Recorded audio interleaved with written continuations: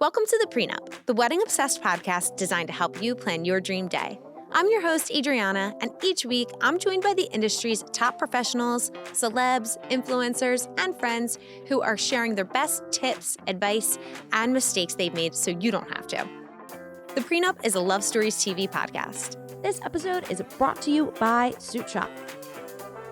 No, because this is the part of wedding planning that is so much more fun and interesting than people give it credit for. And we always overlook it because we're so focused on the wedding dress. But what about the wedding suit? I'm gonna break it down in 3 really easy steps with examples from my favorite destination for yours to keep suiting, Suit Shop. Number 1, you wanna figure out the formality. If you're going black tie, you're going to want a tux. If you're going cocktail, you'll want a nice suit, maybe some fun accessories. If you're going smart casual, you may want a more relaxed suit. You might want to go no tie. For the ladies, we might want to go no shirt underneath, just blazer and pants. Number 2, I will say this until I'm blue in the face and no one has listened yet, but someday someone will and they'll thank me for it. Factor everything into the budget. The second best thing about Suit Shop is the pricing. I'll get to the first best thing in a second, so wait for it. Suit Shop offers styles that look custom tailored, starting at just $199. Number 3, this is where the best part comes in. Once you figured out the formality and the pricing, you generally want to style the person of honor first, whether that's groom or bride, and then style the rest of the suit wearers around that. Your wedding party may not be a group of dudes on one side wearing suits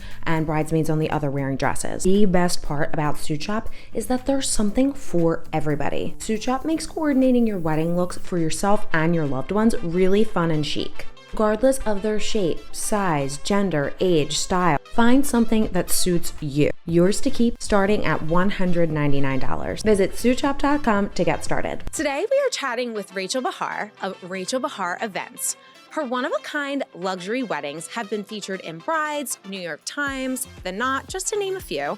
Her clients describe her as dedicated, inventive, a calm in the chaos, thoughtful, supportive, and a joy to work with.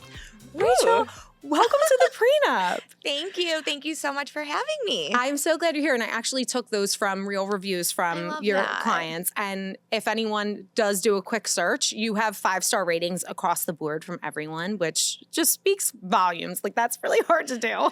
Yeah. I mean, we're really thankful, especially for our reviews. I think like some people, they feel kind of happy when they like get that gratuity. And I think for us, it's like that review. It's just like the kind words that our clients say about us. Just, we put in so much hard work and we really, really care. Yes. And it goes a long way. And I'm just glad that our clients feel the same way. I find that people will only give reviews if it's stellar or like the worst thing they've ever had too. Yeah. And sometimes you find those people in between, but the fact that, you know, you really can only find 5-star reviews on you really just speaks to you and your team and your work, which I want to get into. As I said, you know, you've been featured all over. Your weddings are tremendous, beautiful, gorgeous. Thank you. How long have you been doing this?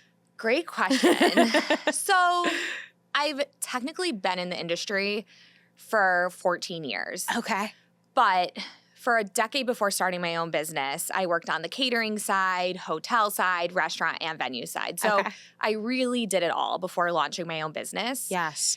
And when I really started working on like high-end events was for a catering company that I worked at. It was called Cobblestone Catering. Okay.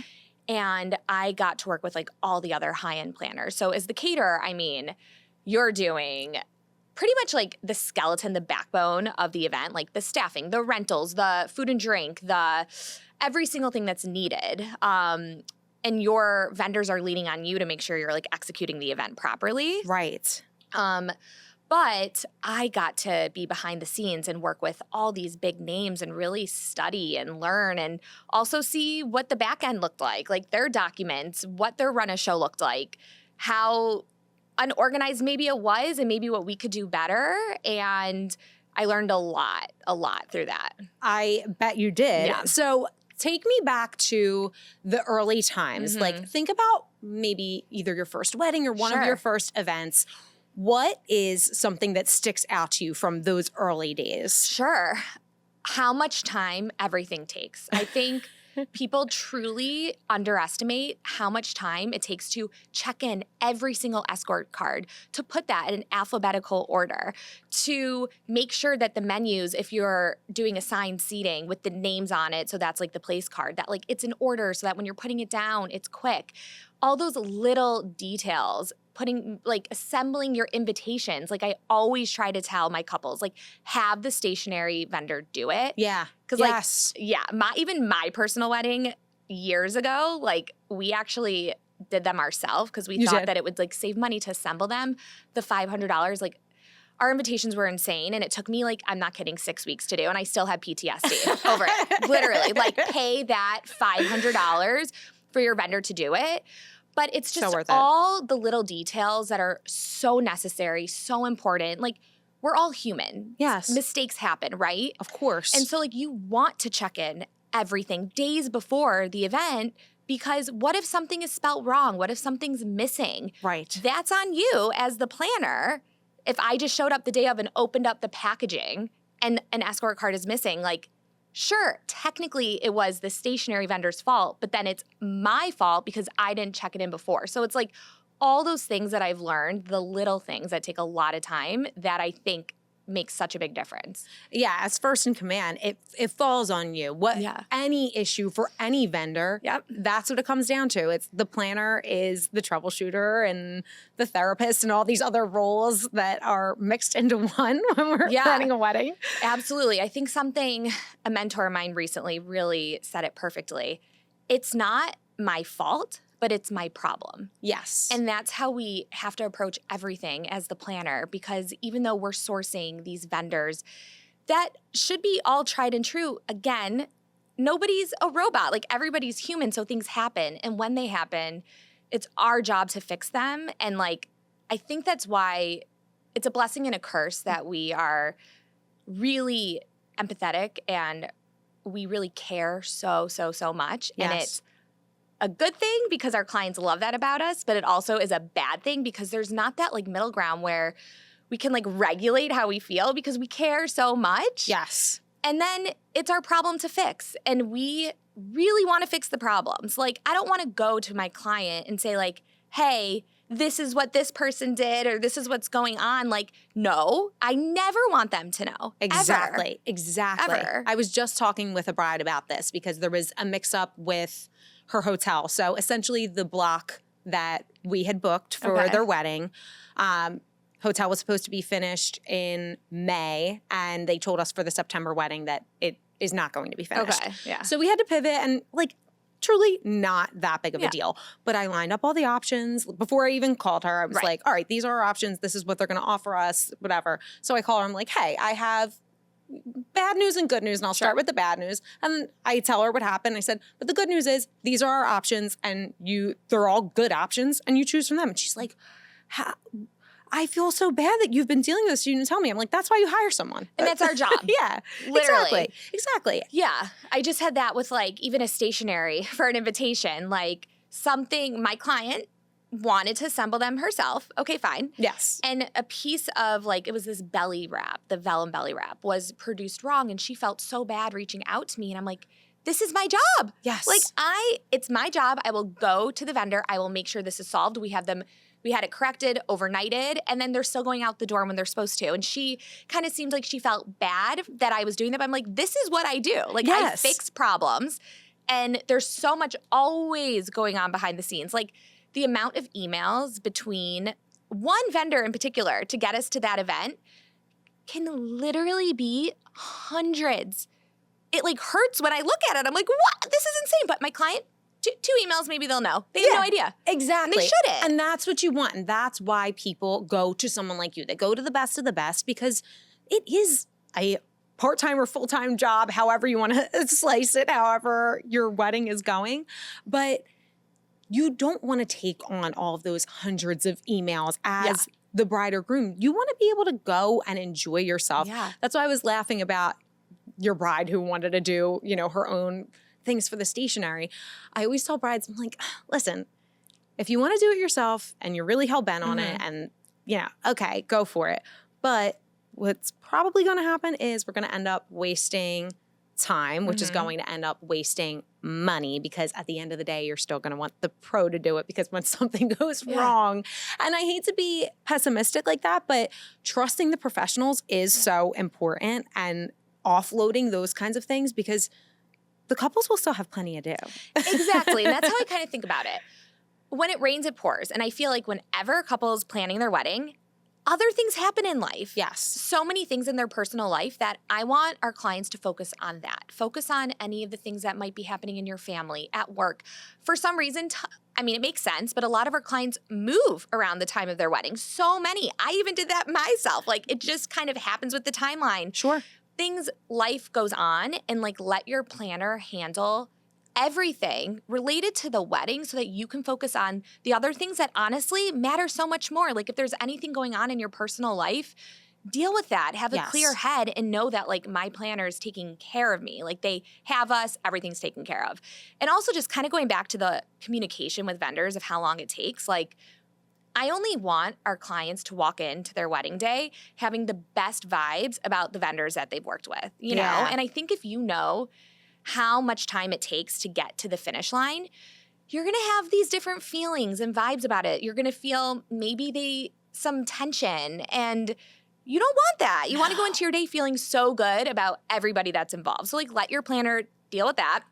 That's our job. We're used to it. And your planner has the experience. They've been through this before. They're used to troubleshooting these kinds of issues. And for someone who has never planned an event or hosted an event to this scale, like, it's jarring. It's jarring for a professional who does it all the time. So really putting yourself in the hands of a trusted pro is a game changer for sure. Yeah. How about as of recently? So I always say with every event, we learn something. We learn something new all the time. Can you think of anything more recently within the year or so that has come into your sphere that's really changed the way that you plan and execute weddings? Yeah, I mean, I think it starts with, like, getting it right. Yeah. So we're really selective. We want to make sure that, like, the clients that we're working with are just as good of a fit for us as we are for them. Yes. And, like, we're growing our own relationship together, right? Like, we're getting to know each other. A lot of personal things, and also getting to know your families, and, like, it adds so much to the wedding day. Like, it makes it so much more enjoyable for us. But, you know, in the beginning of starting our own business, you have to take on, like, some clients that, like, maybe aren't the right fit. You still have to build your portfolio, you got to pay the bills, and then you slowly but surely, hopefully actually quickly, learn, like, who's your right client. But sometimes you still get it wrong. Yeah. And it still happens, and it's like that one bad apple that will really take you down, because they really pull all that energy out of you. It's just not you're just not vibing. And what I've learned is we definitely landed on one of those. And what I really realized is if you're feeling that way, where just the connection is not there, and trust me, I don't need to be best friends with all of our clients. It's not like that at all. It doesn't need to be that we even have the same personalities, even though we can, like, really mend to any personality. Of course. I'm talking where, like, you just feel that, like, communication is off. You can't get through to each other, that, like, boundaries are not being respected. It's okay to walk away. And when you don't walk away, which we've realized, the wedding day and just the experience with the couple, it can't be enjoyable on either part. And walk away. Yeah. It's okay. The right people come around. So what we've learned is, like, we had another experience where we got an inquiry and it just didn't feel right. Yeah. And instead of moving forward with it, we actually just reached out and we said, you know what, this isn't the right fit. Wishing you all the best. And each party moved on. And then you just can, like, focus all that good energy on all the amazing clients that you have. Yeah, there is a feeling, and we talk about this a lot here, but if you don't like your vendor or there is something off early on, you're going to hate them on the wedding day. Especially a planner, they're first in command. You're spending so much time with them, whether it's through meetings but they're going to be with you for the whole time. So if you feel that negativity on you, like, you don't want that on your wedding day. No. But I like what you said about vetting on your end, because this is something I want to get into with you today. But people ask a lot, how do you go about finding the right wedding planner. But what people don't realize is it's a two-way street. As much as you're vetting for your wedding planner is vetting their potential clientele. And it's very important that both recognize that it isn't always going to be a fit. That's totally okay. Not everyone should be for everyone. If you could cater to everyone in the world, then you wouldn't have a niche. You wouldn't be, who you are. Yeah, I totally agree to that. And I think, listen, as our business has grown, we've put out work, right? We have some clients that come to us that really just love our portfolio, right? And we do design too. Yeah. So people come to us, they like us for the work that we do. I would say we have like a refined yet approachable design aesthetic. You know, you're not walking into any of our events and seeing the dollar signs everywhere. It might literally cost as much as those events that you walk into and you see the dollar signs, but everything feels relatable and intentional. It's a quiet luxury. Exactly, like a quiet luxury. But in terms of, sorry, I totally forgot your question. Oh my gosh, no. So I was just saying about the vetting process. The vetting. So basically, we're really big on energy. Yes. So you're a Midwestern girl. I am. Yeah. So where are you from? I'm from Michigan. Okay. I'm from the Midwest. Yeah. I wanted to get away for college. I thought going to Indiana, I'd get away. I didn't. I went to Indiana University, absolutely loved it, but it's literally like very similar vibes to Michigan. Sure. And I never wanted to move to New York. It was not a part of my plan. I was that type of person that went to New York. After 2 days, I was dizzy, had to leave. But my brother was in law school at the time. I was visiting my friends that were from the East Coast. And my brother was like, just go on this informational interview at this company that my roommate is working for. I literally was this like young girl right out of college, didn't even like do research on the company, just got like a suit and a haircut. Yeah. And I showed up and I like went through one person after another and they were like, okay, when can you start? And I was like, okay, great. I'll move to New York. And that was literally 14 years ago. Oh my gosh. This month. And I worked at Rent the Runway. That was my first job ever. It We was like love one of their Rent the Runway. Oh, what a great platform for weddings too. Oh my gosh. Yeah, I mean, I learned so much. I mean, I'm sure in any of our reviews or anybody tells you we're very responsive. I mean, I think that is so important as a planner, especially is like your clients are leaning on you for communication, but we're hyper responsive. And we learned that from Rent the Runway because they used to like track us, like how many emails we responded to, chats, phone calls, all of that. And I'm a competitive person and like I always wanted to win. So I would just like win those numbers and they were all, but I loved it. I learned so much. But in terms of vetting, so first of all, personality is really important. Just like, what that instant connection is like. It's just like that vibe where you're like, you get it. Conversation is great. And then that's in terms of like clientele, in terms of vendors. So first, we take budgets really seriously. Yes. So we won't even start sourcing vendors for a client until we're all aligned on the estimated budget. Okay. If money could grow on trees, we wouldn't take it as seriously. But like the last thing we ever want are these like crazy charges at the end of the wedding. Like the only way that would ever happen is if the scope of work changed that we have been in communication about. So there should be no surprises. Yes. So first we work on the estimated budget for every single line item. Photographer, videographer, stationery, gratuity. You got to add in gratuity. It's a huge number, especially for the magnitude of these events that we're doing. So once we're aligned on that, we then send our clients a questionnaire. So also we do not have a preferred list. We're always working with different vendors. And that's because all of our clients are so different. So like we're really part therapists here, right? Like part matchmaker. So like for all the vendors, we send our couple a questionnaire for every single vendor that we're starting to source. There's like different questions. And then we read through it. And then we have a better understanding based off of their answers and the estimated budget who we can reach out to. And then, of course, there are vendors that we've worked with time and time again because our clients like want to work with them. Sure. But if there's anybody new, like we need to talk to them. We need to ask them the important questions. Are you going to get this done? And like, what's your energy like? Are you positive? What kind of questions do you ask new vendors? Because I love that you said that. I know so many planners, and I don't think it's a bad thing either way. I think it's awesome bringing new people in because it keeps things fresh and things, as you know, turn over so quickly in the wedding industry. But I think a lot of our listeners could relate to that in how do I know who is the right vendor for me? Not just planner, but what kinds of questions are you asking maybe a vendor that you haven't worked with before? Response rate. I think out of like anything that is so important. Just, I understand everybody's busy. I don't need people to be as responsive as we are. Yeah. But I need to hear back from you within honestly 3 days maximum. Yeah, that's fair. And also just communication. Like if things are running late or delayed, how communicative are you? Are you going to let me know? Because I'm setting the expectations of our clients, right? So if you tell me that you're going to have something over to me by this date and then you don't and you didn't tell me, and if I've shared that with my client because they're expecting it, I got to get it on their schedule. Yes. Then it just creates this situation. And I know it's not me. It doesn't make me look bad, but it's just so frustrating and it's exhausting. So that's a big one. Like just recently, the communication has just been very difficult with some people. So that's really big. Second of all, what what tools are they using? Like, are you sending me a proposal through Word?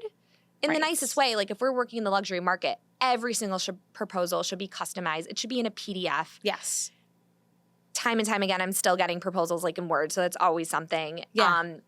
Really important to me is, how willing are they to listen to the couple? Some people really only care about like how they want to do things. Yes. You kind of have to follow their lead. And I understand everybody has their way of working, but there's also a certain part where like you also need to accommodate for your client a little bit, not jeopardizing your worker integrity, but also being able to like mend a little bit, you know? You have to be malleable. Yeah. And I get that people have their expertise and they lean into that. And this is what we're known for. That's why not everyone works for everyone. Mm-hmm. But you do have to branch out a little bit of your comfort zone and go with the times. I mean, as you said, things are rapidly moving. So we want to make sure that someone is on their toes and they can produce for the client in a reasonable time and in a reasonable way. And also another important one is being insured. Like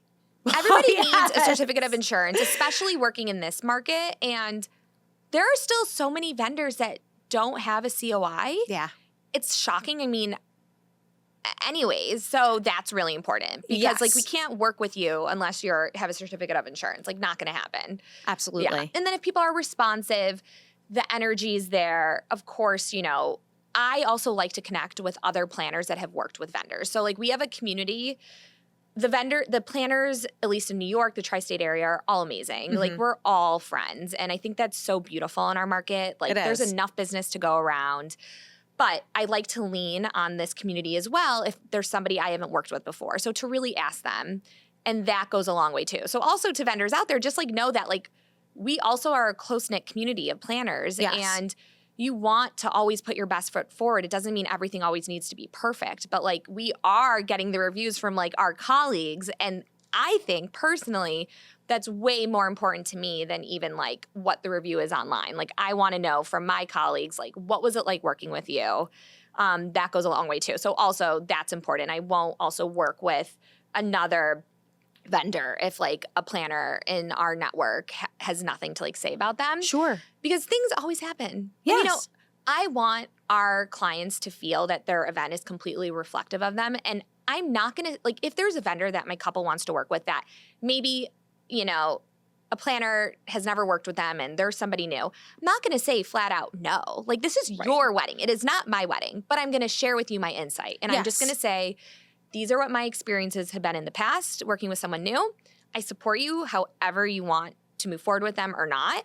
And we'll see how it goes. And trust me, it still happens all the time. And sometimes it's amazing and beautiful and wonderful. And then I work with those new vendors all the time. And other times, it's the testament to why, you kind of sometimes want to work with someone that you have all those reviews and everything because that's the thorn throughout the process. And it's like, told you so. Bingo. But I'm still supporting you, but told you so. Well, it comes down to something very simple, which is always trust your vendors. Trust your planner first and foremost if you have a planner. And there are people who don't, and I always recommend, at least a coordinator at minimum. But if you have a planner, trust their decisions. And if they are feeling off, as you said, it's their wedding. But why did you hire this person if you're not going to follow their expertise?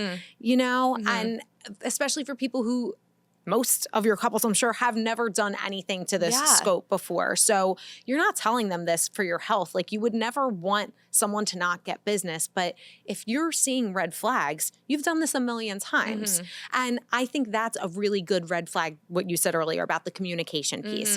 Because especially for people who don't have a planner, Look at the way they treat you in inquiry. What are they asking about?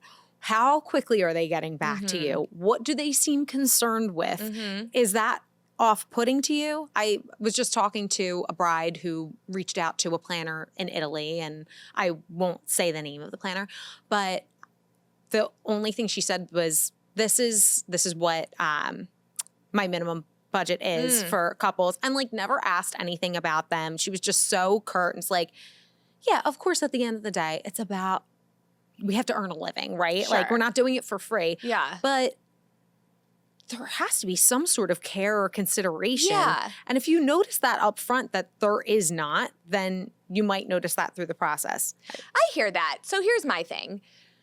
A lot of us, in terms of at least planners, are small business owners, right? Sure. And we're doing a lot. Yes. A lot. And inquiries come in, which is amazing and beautiful. That's how we keep going. Of course. And I would say, at the start of my business, I would hop on any single inquiry call, Yeah. right? Like, also I had to get my feet wet and I just had to hear it was out there. Over time and over the years, I'm so fortunate and thankful that we get a lot of inquiries, but some of them are the inquiries we're getting, they're not looking at our website first. Yeah. We say what the expected minimum is for a wedding. And then we have a drop down of what they're, looking to spend for the budget and their guest count, where, and it's just totally not aligned. So what we had to start doing is in that email, of course, like, we are so appreciative they reached out. We're congratulating them. Like, this is such an exciting time. That's the thing. Like, if it doesn't start with a congratulations, that's a red flag to me. No, of course. And like, we're like, and we give them our spiel that basically, like, this is what our planning rates begin at in that email, just to make sure that it's still the right fit, because our fee, it's not cheap. It costs a lot. And you don't want to get someone's hopes up. You don't want to get so far into a conversation and be like, oh, this is just not aligned. But to your point, you can tell when someone has kind of just gone down the line of what they've searched. And they haven't even looked into you. Like, you really have to do your due diligence. On that topic, what criteria do you think couples should look for when seeking out a planner? Because that's a really hard decision to make. I agree. So a couple things. One, I think the versatility of the portfolio. There are some people that really just like a certain aesthetic. And that's awesome. That's fine. That's amazing. But, for some couples, and especially how we treat our clients, that every event is so unique. Like, what we appreciate is that the clients that come to us, like, they want something that's unique, right? Yes. So, like, I think as a couple, when you're looking at someone's portfolio and seeing that all the events are different, that all the vendors that they're working with are different, because what that means is that planner is going to treat you as a unique couple. And they're not going to push their design aesthetics or their vendors on you. So I think that's really important. That's really smart. Also, budget. Budget is so important. And it's the thing. It's the thing. And it's painful, because I get it. Like, I was a bride too in the past, and I know how uncomfortable those conversations are, but like, you have to walk into this process with your eyes open. If your eyes are closed and you're trying to like run away from that, it's never going to leave. It's going to stay there the whole time. Yes. And money is a thing. Like I said, if money doesn't grow on trees. If it did, amazing, but it doesn't. So just have the realistic conversations with your partner, whoever is helping to support you throughout the planning, just so you have an understanding of that number. Yes. So when you have that number, when you're looking for your planner, I'll be honest, on our website, we don't say exactly what our planning fees are, because also we do customize a lot. Of course. However, we do have like what that expected minimum guest count is at your wedding day. And I think it's important to read that information, try to get it, so that when you're reaching out to the planner, you also don't feel like you were kind of like pushed away. Yes. Because then you're reaching out, like, if it's not a good fit budget-wise, of course we're going to have to tell you. Yeah. And nobody likes to say that, but there's no other way around it. So I think those are really important things. And also, just if you can like feel the personality of your planner too, I think is important, and your vendor. I think there's all different types of clients out there. Some clients just want the best deal. They want the best deal and the rate. They actually don't care about the personality of the planner, how you're going to connect, what it's going to be like. The integrity of the work. Literally at all. They just want the best deal. Yeah. No, it's true. It's true. And you end up getting what you pay for in most scenarios. Yeah. And it can be stressful, all of that. Oh, also for a couple, learning like the tools that your planner has. Because I think tools are so important. What tools do you mean? Yeah. So like at least over at RBE, we have different tools to help streamline the process of planning to make it not so overwhelming so that everybody always knows what's expected of them at any given time and what your planner's doing. Like, you know what I mean? That's so important. And I think, you know, so many people don't provide that. So what we provide our clients with is a few things. One is a customized timeline of all the items that our couple's working on, what RBE is working on, and what we're each doing together every single month leading up to 2 weeks before your wedding date. Okay. Obviously, some people come to us before they have their venue and date booked. I honestly feel that that's like the best procedure of things because obviously, you know, like we get the best rates for our clients. We're able to really curate that, ask all the right questions about the venue, what they're offering. Yeah, when you come in at a certain point in the process and like venue's already booked and certain things have been done, it's like, okay, well, and it's not always this way, but you almost feel like you're picking up pieces and you have to repair before you can actually work on the project. There's certain things the planners know, like don't set everybody in the nicest way thinks that all their guests are going to come to their wedding. Of course. Every single one of my clients, we have that conversation. It doesn't happen. Life happens. Who knows? Don't set that guest count to that number that you want your guest, that you think is going to land there. You set it lower, but like so many people don't do that. Also just like early loading questions, like depending on design, we need so many more hours to do setup. And that costs at most venues a lot of money. Yeah. So like understand what that looks like before, like what all the add-ons might be so that you're not as shocked. Yes. At the end when you get that final invoice. Because that sticker shock, even if you know what you're in for, once you see it, you're like, oh, okay. Yeah, and it's a lot. It's not a little. It's not a little, not a little. So, clutching your pearls here, you know? But you're going to be spending the money either way. So it might as well be done right, in my opinion. Yeah. One thing that you said that I liked is the portfolio of a planner showcasing a variety of vendors because it shows uniqueness and it shows personality. And that's something that I find that so many couples will say, we really want it to feel different. We want it to feel unique and personal. And for a lot of people, there's a formula for a good wedding. You know, we have a short ceremony. We have a variety of food and cocktail. We are accommodating people's needs. And there's a lot of things that make a good wedding. But in your opinion, what takes a wedding from good to great? Yeah. I do think a lot of times it's the details, right? Yeah. But it's like, how much are you sharing with us?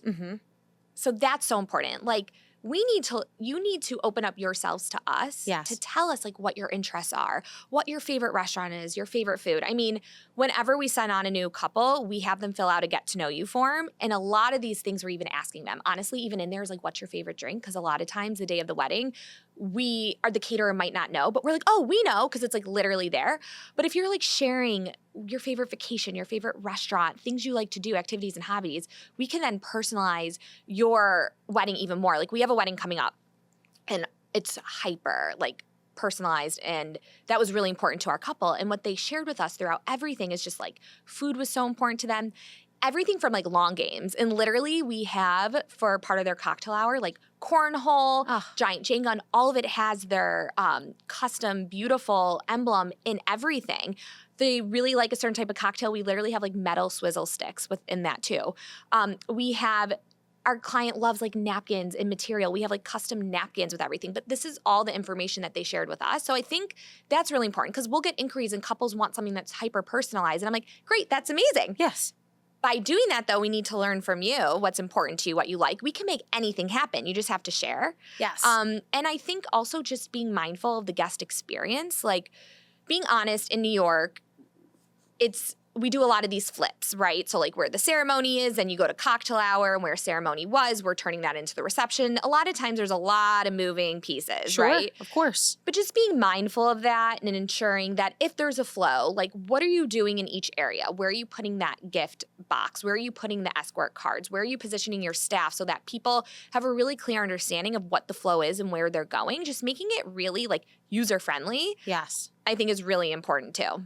So the first thing that I want to go in a little bit more on are the details. You said the details matter. And I'm so happy that you said that because a lot of times, especially when we get down to budget and it's like, okay, well, we can have this or this. I'll hear people say, oh, well, no one's ever going to remember what the napkins look like or this or that. But I disagree. I think okay, if you're just choosing any detail and it doesn't really matter to you, then of course, those things don't matter. But when you are putting your personal touch and you're talking about materials that, lay beautifully over and textures and, something that is significant to the couple, those things other people will notice. They'll see a piece of you in that napkin or in your centerpiece or, the small details when it comes to it.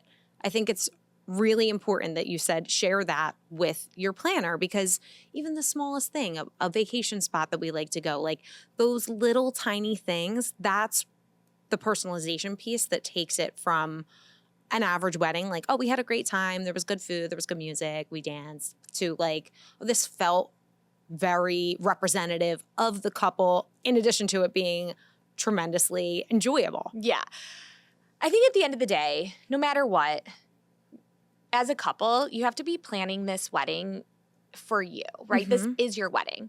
I understand and I agree that it is important to consider and take in the guest experience and also like those key family members that like so they're getting what they want to. I understand that. But also you have, just as if there's like all different types of buyers, there's all different types of guests, right? So you're going to have that guest that is hyper focused on all the details. You're going to have that guest that only cares about the food. And you're going to have the guest that like really cares about the entertainment. Me personally, as like a wedding guest, I really care about the food and the entertainment. Yeah, as a wedding planner, how often do you attend weddings as a guest and not a planner? Yeah, I'm approaching my late 30s, so I used to go to a lot more weddings. Now when actually I am invited to a wedding, I'm so much more excited because it's like 1 or 2 a year, if that. I think I'm a really great wedding guest because I've just like always loved the experience of events. Like, when I was a little girl and I would go to these bar and bat mitzvahs, like I would find where the kitchen door was so I could get the food coming out. Like it's no surprise that I landed in this industry, even though I had no idea that like a wedding planner was a thing. Like I studied pre-med in college. Like I didn't know this was a thing. So you were such a logistics girl, like from jump. That's so fascinating to me. I used to make like family dinners. Like my family would come home. I have 3 brothers and my parents, they both are doctors, and they would come home and I'd have this like dinner waiting when I was like 10 years old. Like, what a dream child. It was just interesting that I never turned that into hospitality until later on. I didn't get into the industry until I finished college. Well, I guess with pre-med, there's a degree of hospitality. Like you want to care for people, but absolutely. The caring is there. And I really feel like as a planner, I am a therapist. I am a therapist. And I thought about going into that back in the day. Like I am a therapist. I am dealing with emotions, all different types of personalities, people. I am helping people realize like what's important, what's not, and just what to focus on. And I'm also there for you. Like some people don't have somebody there to listen. And I am that person. Like I'm always going to listen to you. And, if you want me to tell you what I think you should do, that's the only time I'll tell you. Otherwise, like I'm going to give you my insight, my advice. I'm going to listen to you. Because again, I want this to be like your wedding, not mine, But I think as a guest, I think it's like those little details. Something I've been really into recently is even just a napkin. A napkin can go such a long way. And even that charger plate that maybe you can't afford to bring in all your own rentals, right? But just having that one show plate be different adds that little detail, that touch, or something really cool. Like you can get napkins that are customized and we coming up have this like 2-tone napkin. We are presenting this other napkin with a different trim and border. Like there's really unique things you can do that aren't, listen, it costs money. Of course. But it's not the craziest element. And if you're just adding in one little thing, it could be that one little detail that detail person thinks about. You know? If it's the right detail and it stands out in such a way, there are things that you could scale back on that people, you just want your eye to draw to something that is a wow factor. And that doesn't mean it has to be over the top. Yeah. It's kind of what you were saying about the quiet luxury. Like maybe people are spending a lot of money, but you wouldn't even know it. Or maybe they're not spending a lot of money and it's just something unique, something that we're not used to seeing. It takes it from the good to the great. Yeah. So when you attend weddings, like through a planner's eyes, do you walk in? Are you able to enjoy it? Or are you like thinking production? Like what's going on? No, I'm really able to enjoy it. Okay, good. One, honestly, I care so much about everyone in my life. Yeah. And when I'm there showing up for you, like I'm just so genuinely happy to be Yeah. there. Really, like I am not criticizing things. I'm not. Also, honestly, the people in my circle, it's not the same level as the events that I'm even planning. So my expectations aren't even there to like what I'm able to execute on like for my clientele. That's super fair. But I just like to have a good time. I do like good food no matter where I am. So that's always what you're be, looking for. Yeah. You're like seeking out the I want the food. Me too. And then also dancing, like I think it is really important. Yeah. I mean, I love when I'm working an event, when the music is so good, like I'm not on the dance floor, but I'm definitely hiding in the back and I am moving. And I'm not a good dancer. I'm doing my two-step, but like I feel it. I'm excited. And I think a lot of times the wedding as a guest that I've been at, it's just been like wrong. Yeah. And then I'm just like, ugh. And I'm not a big drinker. Everybody in my circle also knows that. Like I'm not drinking. Yeah. So like also like I want to feel it. I want to feel the energy from the music to like get me going. Yes. And when it's not there, it like makes me sad. It is. Yeah. It's really disappointing because it's not just the dancing, because not everyone's a dancer, but it's the energy that's brought with that. Yeah. And dancing aids in that, but you don't have to be the one dancing. Or even one of my best friends got married last year, and it was a dinner, and we did an after party after, but there wasn't dancing during reception. But it was an intimate wedding, and it was like really beautiful, and there was a fabulous energy, really good music, and like that is what's setting off. I'm so sorry because I have ADD, but I'm getting distracted because does anyone ever tell you look like J-Lo? No. I'm looking at you right now. I'm like, because we just watched the wedding planner for the podcast, and I'm like, oh my God, this is so funny. Like you look like J-Lo, especially like with your hair and stuff. What a compliment. That's so funny Never that you don't get it more from your clients. But I'm going on a tangent. Okay, I love it. Back to our point. I'm sorry. No, I love it. No, I haven't. But something I want to touch on that I think that we didn't finish before were like the tools that I think is like really important. Yes. So we do that timeline or the checklist of the to-dos so that everybody knows what's expected of them. We send it, once your date is confirmed at signing, we also send you Google Calendar invites. And then we always have like touch bases, even though we're always in constant communication. Like every month we have that touch base to see what we've accomplished and what else we need to work on. And then also we have something, we've just like titled it the onboarding document. It's an Excel spreadsheet through Google Drive, so you have access to it 24/7, and every tab is related to something different for your planning. So that can be our estimated budget, our running budget, confirm vendors, room block, invite list, blah, blah, blah. It goes on and on and on. And by providing these tools for our clients, I think they feel really organized and in control. Yes. And that's the goal throughout everything is the organization. So there's no chaos. Now, up front, are you telling people these are the tools that we have in place? Like before they sign with you, are you saying these are the documents that we have? These are the tools that we're going to be. Okay. We always tell them. That's like part, because I think that's also something that really sets us aside are the tools. Yeah. And we've just been able to create them, update them, and curate them over the years because one, we're always learning, but two, I was a bride before. I know what I got and maybe I didn't get that I wanted to provide other people. I also know how our brains operate, and there's a lot of documents that are involved in everything. And it should just be in one place. Yes. And we work off of Google Drive. I really like it because you can create different folders for, the vendors that we're sourcing for you. Like, we're super transparent. We're never going to hide anything from you. So the proposals that we're getting, like, you're going to see everything. Yes. You should be able to access every single thing we did. We put it in folders. You get to look through it, really see how you feel.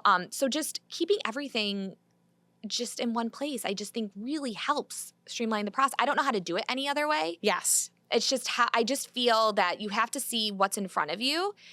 And weddings and any event take so much work. No matter who you hire, there's still the work that has to be done.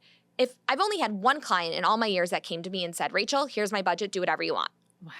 And That's I did. a dream. And it was amazing. And it was perfect. It's exactly what they wanted. They trusted me fully. They knew that we were going to do it for them. That rarely happens. And so, like, you have to be ready to make decisions. You have to be ready to follow, like, the to-dos and the items needed from your planner. And I think time and time again, what I see is people underestimate how much work it is. And you just have to know that when you're going into planning an event, think about what's your personality like. You've been living with yourself your whole life. Like, do you get really overwhelmed? Does it take you a really long time to make decisions? If it does, don't do the formal assigned seating wedding. Do like an awesome, fun, epic cocktail party. Do something that's way more, relaxed in that nature, because then you don't need to submit, all the guest names to find their seat. You don't need to submit the assigned seating, the place cards. There's so many things that you don't need to do that I think is so overwhelming for people. One time I had to literally do the floor plan. I always do the floor plans, but I had to assign guests to tables. Okay, how did you do that? Because that seems like an impossible task. So something that we do, I think that's really helpful, is when our clients are making their invite list, we have different drop downs. So it'll be like, Allison's friends, it'll be Jacob's friends, it'll be Allison's family, Jacob's family, their joint friends. So we're subcategorizing so that when you already get to doing your assigned seating, hopefully it's a lot easier. Some people like to just put, parents' friends at this side, the other parents that side. Some people like to just make it fun and like group them, some people here and there. So basically that's like what I did. That is an extreme case. That has only happened one time. But it's actually so smart for people to take with them, categorize your guests. At the start, because then you're already thinking about it. Yes. So that because honestly, you don't get the RSVPs in until much closer to the wedding date. Let's say like a month out, you have the final list. So that weekend, you got to do your floor plan because you got to submit that to the stationery vendor to do all, the assigned seating. It's crunch time, but if you are already had it thinking and going like who belongs to who and who would like to be sitting with who, then it's a lot quicker. Oh my gosh, that's so smart. Yeah. I've never heard of that being done, and I love it. Yeah. We're always trying to find ways to help streamline the process. Of course. I just think that's the best way to do it. Yes. Absolutely. Yeah. Absolutely. Okay, let's see. Yeah. We covered like almost everything that I wanted to, and we only have a few minutes. Oh my God. You are so fun to talk with. I feel like this I'm like an open book. By. Yeah. I think that's what attracts a lot of people to working with us is we're just really personable, down to earth. Like we don't have that ego. Like we're always going to have, I don't know if anybody can hear it, but apparently I still have very sharp A's. Like I'll be on calls with people and they're like, are you from Michigan? I'm like, yes. I hear it a little bit, and I think it's very comforting, even though I'm not from the Midwest. Yeah. I'm Jersey. I'm sure everyone can hear that by my voice. But there's something about it. There's a warmth, but you also have this sharp, quick New York energy with this soft, like I love loving Midwest personality. It's very sweet. I love that. Listen, we work so hard. We take what we do super seriously. Listen, we are not solving cancer. We're not performing surgery, but we are really bringing these events to life for our clients that is going to stand out in their minds for forever. And we also want it to be an enjoyable experience getting there. And it's a celebration. It really is. And that's what it is. And it's like keeping your eye on the goal, which is like you're getting married or you're having this event, because we do all different types of events. But it's like making sure that whoever you hire in your team is getting you there and you're enjoying it throughout the whole process. Yeah. Because you should. So many people say, this is stressful and whatever. And I really can't wait for it to be over. Yeah. I hate hearing that. It breaks my heart. I know. And it shouldn't be that way. No. And you should enjoy it. Yes, no matter what, there's the work that has to get done. But if you feel like you're in control of it and you feel supported and taken care of by your planner, at least that's what we hope we're doing for our clients, then you do get to enjoy it. There's no surprises. You see the formula, you know what has to happen, and then you have the best day. It's gorgeous. Gorgeous. Okay. I am probably going to have you back at some point because I could talk to you about this stuff. And there's so many things that I'm sure we both wanted to touch on, but I want to make sure we get to a couple things. Yes. I want to play a little game with you today. This is called I Do or I Object. Okay. Okay. So we're just going to go through a few wedding things. You tell me I do or I object. Destination weddings. I do or I object. This is a hard one. And it's for you personally. I know, it's not for across the board for everyone. Okay, got it. Okay. Like for me as a human, not as the planner. Yeah, or either, however you want to rationalize it. I do. Okay. And you have an upcoming destination wedding. So as a planner, especially in a foreign country, how do you best go about navigating that, especially for anyone who's planning on doing a destination wedding? So a lot of people do it different ways. We're actually doing a wedding in Greece, and we were really fortunate that the hotel and venue that we're working with, they are wonderful and amazing, and we were able to lean on them to understand what vendors they've enjoyed working with. So really picking their brains to see like who's been great, who's been amazing on both the client perspective point and for them. And also just social media, it's so easy now to see like who works at certain places frequently. Yes. And I think that's important. Yeah. Yeah. So smart. Mm-hmm. Okay. Rachel, I do or I object. Kids at a wedding. I do. You do? Honestly, I understand a lot of people don't want to do it. I get it. Yeah. But out of all the weddings we've done and we've had kids there, they're adorable and so cute. And of course, they have their limit. Of course. And have the babysitter there, you know, get them out when they need to leave. But it's adorable. Yeah, There's with nothing, caveats. Yes, there's nothing cuter than little kids going down the aisle. For sure. Yeah. In my personal opinion, I'm like, get them there at ceremony and then like get them out. Totally. Because they should only be at the meal if they can literally sit there. Yeah. Every kid is different. Like my 4.5-year-old, he should not be at any meal. Like he cannot sit there. But is he going to be cute going down the aisle and Precious. respectful during the ceremony? Yeah. But then it's time to go. Yeah. Okay. Love it. Love it. That's refreshing. I feel like most people, including myself, are like, no kids. But that's a really nice. Cute. They are. They're adorable. Okay. A firm budget. I do or I object. I do. Okay. I like it when our clients know the number that they want to stick within. Listen, if that's going to grow, amazing. I'm not saying no to that if there's flexibility, but you need to have an understanding of what that number should look like. Yes. Do you believe that it's possible to stick to a budget? Yes. I love hearing just this. by setting your expectations and you listening to what we're telling you, absolutely you should be able to stick to it. Yes, just being reasonable. Yeah. Okay, perfect. White bridesmaids dresses. I object. Okay, I agree with you there. Yeah, I just feel like white is for the bride. Yeah, and I love color and I love spice and I love prints and I don't think that like all the bridesmaids dresses like have to be the same and the same material. Like have fun and also let your bridesmaids wear that dress again. They're spending a lot of money. Like I've been a bridesmaid many times. Yes. Let me spend money on that dress and not feel bad that I'm only wearing it that one time. Like how often are you going to get to wear a white gown again? Yeah. Agreed. Okay, I do or I object. A flowerless wedding. I object.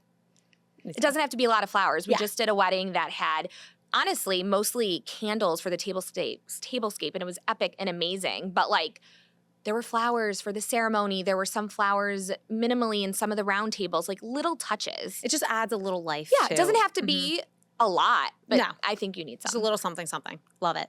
Okay. Buying the dress before choosing the venue. I object. Me too. Yeah. The venue dictates everything. What the design's gonna be. Yeah. It's gonna curate everything once the venue's picked. Your dress should be picked after your venue is secured. Totally. I was just attacked on TikTok for saying that. Like, I got onto the wrong side of TikTok somehow, and all these women were like, I chose my dress first. I'm like, okay, that's fine. Like, relax. If it worked for you, fine. But I'm just speaking in general. It's like, but usually you do the other one first. It dictates the whole vibe. I think it dictates the whole vibe. I agree with you. Yeah. Okay. And I do or I object. Open seating at a wedding. So is this like not even a table assignment? No like, table assignments. I object. Me too. Like chaos. Also, people want to know where to go. Exactly. They really do. Like, it's okay to just assign a table and not give them a formal seat at the table. That's fine. Yeah.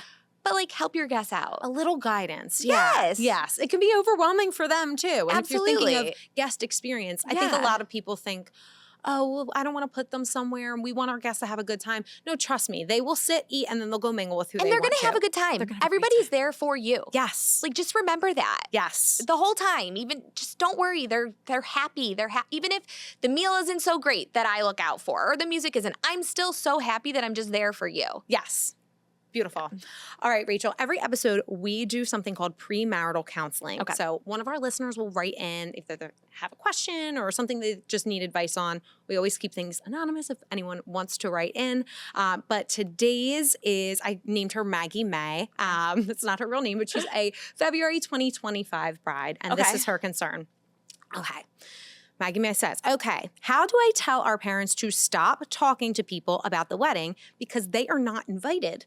We're having a destination, adults-only wedding, and my mom told my cousin we would provide a babysitter at the wedding venue overseas. We never talked about this. I have no plans to do that. I have no idea why she told them we would do that. What should I do? Yeah, that's not right. And I think mom needs to fix that. Well, that was my initial thought. I was like, this is mom's responsibility to fix because it was an error and it was her error. But now I don't trust mom. This is true. No. And I've actually had this with some brides where they'll share that with me. They actually like don't trust their mom. And it's okay. Listen, moms get excited. Of course. We're not saying mom's a excited. bad person. I just don't trust her to relay the proper information. I know. That's really hard. I guess it just depends on the relationship. If like this particular bride feels like they can go to their mom and trust them that they'll get it done. Also, first remind mom. People get overwhelmed and sometimes they like forget things. Yeah. Remind mom what type of wedding this is, that if she has any questions to come to you before giving the answer. And if mom says something that she shouldn't have, mom should fix it. Yeah. If for some reason you still don't trust mom, I guess you're going to have to do it. Yeah. Because this is a big deal, Yeah, especially if it's overseas. Like what? They're going to pay for this kid to have a ticket or, you know, maybe they're still going to bring them, but they have to figure out a care. It's not just like easy to find a babysitter. Totally. Yeah, I think if we get to the point where we can't trust mom to relay the proper information, you just need to say to your cousin, listen, she's crazy. I don't know what the hell Was it cousin? I think it was her cousin. Yeah, it was her cousin. I mean, hopefully you can go to your cousin. Like, you know too. her. You know your right. aunt. If it's She's someone nuts. random, but if it's like cousin, like I think you can also go to your cousin and be like, I'm just so sorry. Like my mom got excited. Yes. Too excited. We're not doing this. Yes. Love you. Love you. It's just not our plan. But I don't know where she pulled this from. Yeah. God love her, but Yeah. you know, she's losing it. Yeah. All right. Well, we are with you, and we hope that helps, Maggie. Yes. All right, Rachel, we end every episode with an after party, and these are just fun wedding questions. Our first question is honeymoon hotspots, and honeymoon hotspots is brought to you by our amazing sponsor, Honey Fund. Honey Fund is the perfect way for couples to receive the gift of unforgettable experiences on their honeymoon. And guess what? For a limited time, our listeners who start their registry at honeyfund.com/prenup will get $25 added to their Honey Fund account. Visit honeyfund.com/prenup and kickstart your registry for your dream honeymoon. So, Rachel, what is your honeymoon hotspot? Oof. I would say Patagonia. Ooh, Yeah. that's new. Yes. Say more. So, my husband loves the outdoors. Okay. I grew up going to camp. Like, I like the outdoors and traveling, but he opened up my eyes to Patagonia. And what I love about it is a few things. One, the people are so wonderful and amazing. It is beautiful. There's also the wine country. There's amazing activities, and hiking is just unreal in nature. Really beautiful towns that are just like humble with like great food. And you can do Patagonia in an affordable way. Like there's ways to do it where, of course, you're breaking the bank, but you can do it in a really affordable way. So I love Patagonia. Oh, I love that answer. Okay. And it's far. So I feel like wherever you're picking for your honeymoon, make it far, because when's the next time you're going to be able to do that? Totally. So what's the flight like from New York to Patagonia? Oh, God. Long. I don't remember. It was like many years ago. Yeah. But it's definitely over 10 hours. Okay. Yeah. Yeah. The closest I've gotten is the coat. You know, I've Yeah. not really ventured out that way. But that sounds really, really nice. I've never even considered that. Yes. Okay. What song is going to get you on the dance floor at a wedding? Raise Your Glass from Pink. She's my girl. I love that song so much. It makes me so happy. Yeah. My love mother-in-law it. just told me she's going to the Pink concert. She thought I was going. I've never even been to a Pink concert. There's just something about that song that it's my song. She's good energy. Yeah. It's going to I get you just love dancing. it. Absolutely. I love it. Okay. What hors d'oeuvre will you never pass up at a wedding? Bacon wrap date. Ooh. Eat those all day long. They're so good. Yeah. So good. What is your signature cocktail or mocktail? I would say I could do an extra dirty martini. An extra dirty. I love I'm that. going to do it. Extra dirty martini. Do you have a name for it? The extra. Ooh, I love that. Okay, beautiful. And last question, if you could invite any living dream guest to your wedding, who would it be? I would say Nicole Richie. Nicole Richie. I just that's feel a like good there's one. something about her that she can talk to anyone. Yeah. And make you laugh. Yeah. And even though she's like this reality and this big star, and she just, for some reason, through all the photos I've ever seen and videos, she just seems like still really humble and down to earth. She seems so funny. And you're Yeah. right. She seems like she would be a good wedding guest. I feel like a lot of times people will choose someone that they admire, like a Beyonce or something. But like, no, Beyonce would be a good performer, but not a guest. Like Nicole Richie. She'll be on the dance floor. She'll be cracking up jokes. She'll For be also sure. thanking people. I just feel like she seems like a really awesome human. I love this. Yeah. Okay. All right. Well, Rachel, Yay! Thank you so much for doing this. Where can everyone find Rachel Behar Events and you and all the things? Yes. You can find us www.rachelbeharevents.com. Our Instagram is Rachel Behar Events. We have a Facebook. We have a TikTok. I'm not really on it much. I feel like Instagram is probably where you'll find us. That's the spot. And our email, you can just always email me directly, Rachel, Rachel, @rachelbeharevents.com. And we will leave all of that in the show notes. Rachel, thank you for doing this. This was great. It was so much fun. Thanks for tuning into the Pre Nup. This episode is brought to you by Suit Shop. Find something that suits you. Yours to keep, starting at $199. Visit suitshop.com to get started. Don't forget to subscribe and leave us a review on your favorite podcast platform or on the Love Stories TV YouTube channel. Follow @the_pre_nup and @Love Stories TV on Instagram for more. Have feedback or suggestions for the next episode? Feel free to reach out to us at podcast@lovestoriestv.com.